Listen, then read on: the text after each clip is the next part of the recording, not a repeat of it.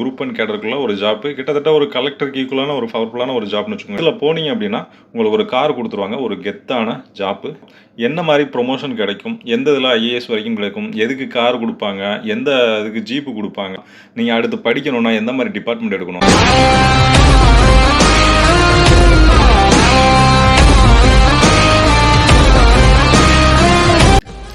எல்லோருக்கும் வணக்கம். Group 2 interview 12லேருந்து 17 வரைக்கும் நடக்குது. ஒரு வாரம் இன்டர்வியூ நடக்குது. இந்த இன்டர்வியூலாம் முடிஞ்சதுக்கப்புறம் மார்ச் ஃபஸ்ட் வீக்கு இல்லை செகண்ட் வீக்கில் ஓவராலாக ஒரு ரிசல்ட் போடலாம். ஸோ அதுக்கப்புறம் நான் இன்டர்வியூ கவுன்சிலிங் நடக்கும். இந்த கவுன்சிலிங் போகும்போது நமக்கு என்னெல்லாம் வேலை இருக்கும் அப்படின்னு முதல்ல நம்ம தெரிஞ்சிருக்கணும். நமக்கு என்ன வேலை இருக்குது தெரிஞ்சால் தான் நம்ம அங்கே போய் செலக்ட் பண்ண முடியும். இதில் எந்த வேலை பெஸ்ட்டாக இருக்கும் அப்படின்னு தெரிஞ்சுக்கணும்.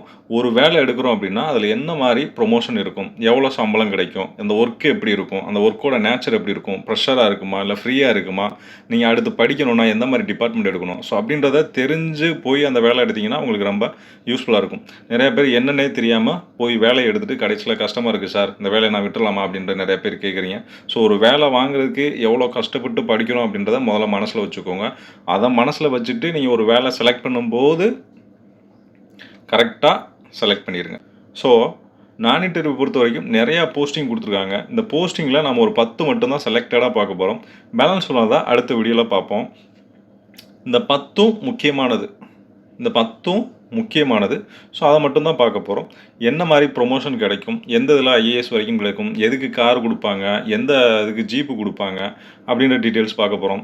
எந்த வேலைக்கு நம்ம போய் அட்டண்டன்ஸே போட தேவையில்லை அப்படின்றதையும் இதில் டீட்டெயிலாக பார்த்துடலாம். ஸோ ஃபஸ்ட்டு நம்ம பார்க்க போகிறது முனிசிபல் கமிஷனர் கிரேடு 2.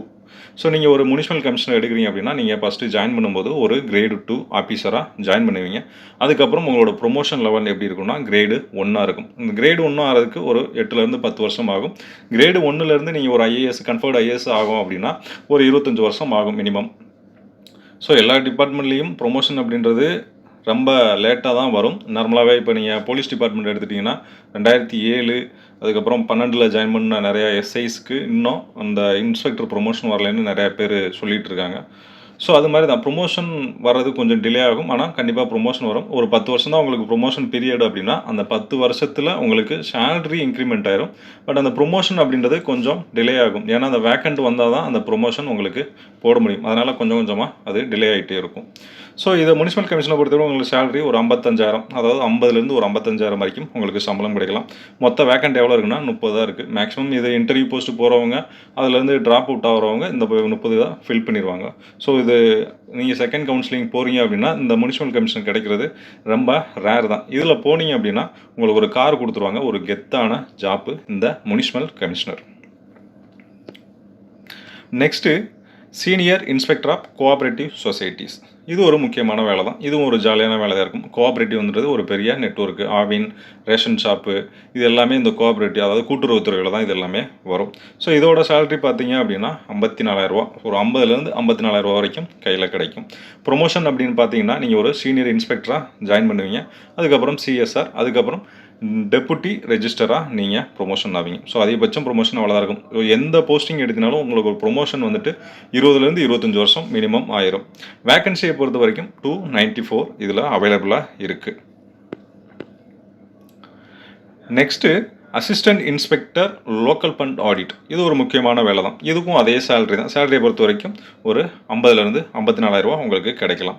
இப்போ நீங்கள் இந்த வேலை எப்படி இருக்கும் அப்படின்னா, இப்போ ஒரு கவர்மெண்ட் வந்துட்டு ஒரு டிபார்ட்மெண்ட்டுக்கு ஃபண்டு ஒதுக்குறாங்க அப்படின்னா இந்த ஃபண்டு அவங்க கரெக்டாக யூட்டிலைஸ் பண்ணுறாங்களா, கரெக்டாக செலவு பண்ணியிருக்காங்களா அப்படின்னு ஆடிட் பண்ணுறது தான் இந்த ஜாப்போட நேச்சர். ஸோ இதோட ப்ரொமோஷன் எப்படி இருக்குன்னா நீங்கள் ஒரு அசிஸ்டன்ட் இன்ஸ்பெக்டராக ஜாயின் பண்ணுறீங்க அப்படின்னா அதுக்கப்புறம் டெபுட்டி இன்ஸ்பெக்டர், அதுக்கப்புறம் ஒரு இன்ஸ்பெக்டர், அதுக்கப்புறம் அசிஸ்டன்ட் டைரக்டர், அதுக்கப்புறம் டெபுட்டி டைரக்டர், அதுக்கப்புறம் ஜாயின்ட் டைரக்டர், அதுக்கப்புறம் டைரக்டர். ஸோ நீங்கள் ஒரு அசிஸ்டன்ட் இன்ஸ்பெக்டராக ஜாயின் பண்ணீங்க அப்படின்னா கடைசியில் டைரக்டராக ஒரு 30லேருந்து 35 வருஷமாச்சும் ஆயிரும். ஸோ நீங்கள் வந்துட்டு ஒரு 20-22 வயசில் ஜாயின் பண்ணீங்க அப்படின்னா நீங்கள் ரிட்டையர்மெண்ட் ஆகும்போது ஒரு டைரக்டராக ரிட்டையராக ஆவீங்க. ஸோ இதில் எவ்வளோ வேக்கண்ட் இருக்குது அப்படின்னா 45 வேக்கண்ட் இருக்குது. Next handloom inspector. ஹேண்ட்லூம் இன்ஸ்பெக்டரை பொறுத்த வரைக்கும் எதில் வருதுன்னா நம்ம அந்த கோஆப்டெக்ஸ் சொல்லுவோம்ல, கோஆப்டெக்ஸு, காதி கிராஃப்ட்டு, ஸோ இந்த டெக்ஸ்டைல் ரிலேட்டடாக வர்றதான் இந்த ஹேண்ட்லூம் இன்ஸ்பெக்டர், அதில் உள்ள ரிலேட்டட் தான். இதில் இதுலேயும் உங்களுக்கு அதே சேலரி தான், 50லேருந்து 54,000 வரைக்கும் சேலரி கிடைக்கும். ப்ரொமோஷனை பொறுத்த வரைக்கும் நீங்கள் ஒரு அசிஸ்டன்ட் இன்ஸ்பெக்டராக ஜாயின் பண்ணுவீங்க. அதுக்கப்புறம் ஹேண்ட்லூம் ஆஃபீஸராக ப்ரொமோட் ஆவீங்க. ஹேண்ட்லூம் ஆஃபீஸராக ப்ரொமோட் ஆனதுக்கப்புறம் டெக்ஸ்டைல் கண்ட்ரோல் ஆஃபீஸராக ப்ரொமோட் ஆவீங்க. ஸோ அதிகபட்சம் இவ்வளோ தான் போவீங்க. இதுக்கும் அதே தான், எல்லாம் இனிஷியலாக ஒரு 5லேருந்து 6 வருஷம் ஆகும். அதுக்கப்புறம் உங்களுக்கு ஒரு 10லேருந்து 15 வருஷம் ஆகும். ஸோ இதில் வேக்கன்ஸை பொறுத்த வரைக்கும் ஒரே ஒரு சீட்டு தான் இருக்குது. Next revenue assistant. மோஸ்ட்லி எல்லாரும் லைக் பண்ணுற ஒரு டிபார்ட்மெண்ட் தான் ரெவன்யூ டிபார்ட்மெண்ட்டு. நீங்கள் ஒரு குரூப் 4 இப்போ போயிருந்தீங்க அப்படின்னா ஜூனியர் ரெவன்யூ இன்ஸ்பெக்டராக ஜாயின் பண்ணியிருப்பீங்க.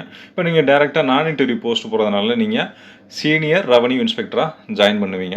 ஸோ உங்களோட இதில் சேலரி எவ்வளோ இருக்கும் அப்படின்னா 32லேருந்து ஒரு 35,000 வரைக்கும் கிடைக்கும். ஸோ நீங்கள் சீனியர் ரெவன்யூ இன்ஸ்பெக்டராக ஜாயின் பண்ணுவீங்க. அதுக்கப்புறம் உங்களோட promotion level deputy tahsildar. So ஒவ்வொரு இதுக்கும் மினிமம் 3 to 5 வருஷம் எடுத்துக்கணும் ஒவ்வொரு ப்ரொமோஷனுக்கும். ஸோ நீங்கள் அதை அப்படியே கால்குலேட் பண்ணிங்க. கடைசியாக வரும்போது நமக்கு ஒரு 20லேருந்து 25 வருஷம் மொத்தமாக ப்ரொமோஷனல் கால்குலேட் ஆகும். ஸோ ஃபஸ்ட்டு நீங்கள் senior revenue inspector, next deputy tahsildar, அதுக்கப்புறம் தாசில்தார், அதுக்கப்புறம் ஆர்டிஓ அதாவது ரெவன்யூ டெவலப்மெண்ட் ஆஃபீஸர் ஆவீங்க. அதுக்கப்புறம் டிஆர்ஓ. இந்த டிஆர்ஓ அப்படின்றது ஒரு குரூப் அண்ட் கேடருக்குள்ள ஒரு ஜாப்பு, கிட்டத்தட்ட ஒரு கலெக்டருக்கு ஈக்குவலான ஒரு பவர்ஃபுல்லான ஒரு ஜாப்னு வச்சுக்கோங்க DRO. So district revenue officer அப்படின்றது தான் இந்த டிஆர்ஓ. ஸோ ஒரு கையரான போஸ்டிங் தான் இந்த டிஆர்ஓ. டேரெக்டாக நீங்கள் குரூப் ஒன் ஆஃபீஸர் ஆனீங்கன்னா டேரெக்டாக நீங்கள் டிஆர்ஓவே ஆயிடலாம். ஸோ இதில் வேகன்சி எவ்வளோ இருக்குது அப்படின்னா 319 இருக்குது. Next assistant in rural development and panchayat Raj. இதுவும் அதே தான், சேலரி 32லேருந்து ஒரு 35,000 வரைக்கும் உங்களுக்கு சேலரி கிடைக்கும். இதில் ப்ரொமோஷன் பார்த்தீங்கன்னா நீங்கள் ஒரு அசிஸ்டண்ட்டாக ஜாயின் பண்ணீங்க அப்படின்னா ஒரு டெபுட்டி பிடிஓவாக ப்ரொமோட் ஆவீங்க. டெபுட்டி பிடிஓ அப்படின்றது பிடிஓ அப்படின்றது பஞ்சாயத்து டெவலப்மெண்ட் ஆஃபீஸர், அதுக்கப்புறம் பிடிஓ, அதுக்கப்புறம் ஏடி பஞ்சாயத்து, அதுக்கப்புறம் டைரக்டர் ஆயிருங்க. ஸோ இதில் வேக்கண்ட் எவ்வளோ இருக்குன்னா 34 இருக்குது. நெக்ஸ்ட்டு அசிஸ்டண்ட் இன் ரெஜிஸ்ட்ரேஷன் டிபார்ட்மெண்ட். எல்லாரும் காத்து கிடக்கிறது, ஒரு சிலர் தவமாகவே இந்த டிபார்ட்மெண்ட்டுக்காக காத்து கிடக்குறீங்க. இது ஒரு நல்ல டிபார்ட்மெண்ட் கூட தான். கிட்டத்தட்ட ஒரு ராஜா மாதிரி அங்கே உட்காந்துருப்பீங்க. ஒரு கோர்ட்டில் எப்படி ஜட்ஜு மேலே உட்காந்துருக்காரு, கீழே நிறையா பேர் உட்காந்து வேலை பார்த்துட்டு இருப்பாங்களோ அந்த மாதிரி ஒரு லொக்கேஷன் இருக்கும் இந்த ஒர்க்கோட நேச்சர். ஸோ ஒரு நல்ல ஜாப்பு. இதில் நீங்கள் ஒரு சப் ரெஜிஸ்டார் கிரேடு 2ல் ஜாயின் பண்ணுவீங்க. அதுக்கப்புறம் நீங்கள் கிரேடு 1 ப்ரொமோஷன் ஆவீங்க. கிரேடு 1க்கு அப்புறம் டிஸ்ட்ரிக்ட் ரெஜிஸ்டர் ஆவீங்க. அதுக்கப்புறம் ஏஐஜி, அதுக்கப்புறம் டிஐஜி. வேக்கன்சி 132 இதில் இருக்குது. நெக்ஸ்ட்டு அசிஸ்டண்ட் இன் டிரான்ஸ்போர்ட் டிபார்ட்மெண்ட். இதை பொறுத்த வரைக்கும் டிரான்ஸ்போர்ட்டு நீங்கள் அந்த ஒரு லைசன்ஸு கொடுக்குறது, ஒரு எஃப்சி பார்க்குறது, ஸோ அந்த மாதிரி ரிலேட்டடான ஒர்க்ஸு இதில் இருக்கும். உங்களுக்கு சேலரி 32லேருந்து 35,000 வரைக்கும் கிடைக்கும். ப்ரொமோஷன் பார்த்தீங்கன்னா நீங்கள் ஒரு அசிஸ்டண்ட்டாக ஜாயின் பண்ணீங்க அப்படின்னா அதுக்கப்புறம் ஒரு சூப்பரண்ட் ஆவீங்க. அதுக்கப்புறம் பர்சனல் அசிஸ்டண்ட்டாக மாறுவீங்க. அதுக்கப்புறம் அசிஸ்டன்ட் கமிஷனர், அப்புறம் டெபுட்டி கமிஷனர், அதுக்கப்புறம் கமிஷனர். இதில் வேக்கன்சி பார்த்தீங்கன்னா 122 இருக்குது. Next assistant accountant treasury. அதாவது நீங்கள் ஒரு ட்ரெஸரியில் போய் ஜாயின் பண்ணுறீங்க அப்படின்னா உங்களை வந்துட்டு அசிஸ்டண்ட் அப்படின்னு சொல்ல மாட்டாங்க, உங்களை வந்துட்டு அக்கௌண்டன்ட் அப்படின்னு தான் சொல்லுவாங்க. ஸோ உங்களோட சேலரி எவ்வளோ இருக்குன்னா 32லேருந்து 35,000 வரைக்கும் இருக்கும். ப்ரொமோஷனை பொறுத்த வரைக்கும் நீங்கள் அக்கௌண்டண்ட்டாக ஜாயின் பண்ணுவீங்க. அதுக்கப்புறம் சூப்பரண்ட் ஆவீங்க. அதுக்கப்புறம் அசிஸ்டன்ட் ட்ரெஸரி ஆஃபீஸராக மாறுவீங்க. அதுக்கப்புறம் ட்ரெஸரி ஆஃபீஸர். இவர் தான் அந்த டிஸ்ட்ரிக்ட் மாவட்ட கருவூலத்தின் ஹெட் அப்படின்றது யாருன்னா இந்த ட்ரெஸரி ஆஃபீஸர் தான். நீங்கள் அது வரைக்கும் ப்ரொமோஷன் ஆகலாம். ஸோ நம்ம சொல்கிற இந்த ப்ரொமோஷன் லிஸ்ட் எல்லாமே ஒவ்வொரு ப்ரொமோஷனுக்கும் 5 to 6 வருஷம் ஆகலாம். ஈவனாக கடைசியாக அந்த ஃபைனலாக வர அந்த ப்ரொமோஷன் வந்துட்டு 25லேருந்து 35 வருஷம் வரைக்கும் இருக்கலாம். ஸோ இதில் எவ்வளோ வேக்கண்ட் இருக்குது அப்படின்னா 170 இருக்குது. நெக்ஸ்ட்டு அசிஸ்டண்ட் இன் சோசியல் வெல்ஃபேர். இதை பொறுத்த வரைக்கும் சேலரி அதே தான், 32லேருந்து ஒரு 35,000 வரைக்கும் உங்களுக்கு கிடைக்கும். இதில் ப்ரொமோஷன் அப்படின்றது அசிஸ்டன்ட், அதுக்கப்புறம் டெபுட்டி சூப்பரண்டன், அதுக்கப்புறம் சூப்பரண்ட். வேக்கன்சி 91 இருக்குது. ஸோ இதோட ஒர்க் நேச்சர் எப்படி இருக்குன்னா ஒரு டிஸ்ட்ரிக்ட் ஒன்று இருக்கும், சமூக நலத்துறை அப்படின்னு இருக்குல்ல, அங்கே உள்ளதாக இருக்கும். ஒரு பெண்களுக்குள்ள குடும்ப பிரச்சனை, வரதட்சணை பிரச்சனை, இல்லை ஒரு பெண்களுக்குள்ள என்ன பிரச்சனைனாலும் இங்கே தான் வந்து தீர்ப்பாங்க. ஸோ அந்த மாதிரி சுச்சுவேஷனில் நீங்கள் ஒர்க் பண்ணுற மாதிரி இருக்கும். ஸோ இது ஒரு நல்ல டிபார்ட்மெண்ட்டு தான். ஸோ பேலன்ஸ் உள்ள போஸ்டிங் எல்லாமே அடுத்த வீடியோவில் பார்ப்போம். ஸோ உங்களுக்கு எதுனாலும் டவுட்னாலும் கீழே கமெண்டில் கேளுங்க, நான் உங்களுக்கு ரிப்ளை பண்ணுறேன். தேங்க்யூ.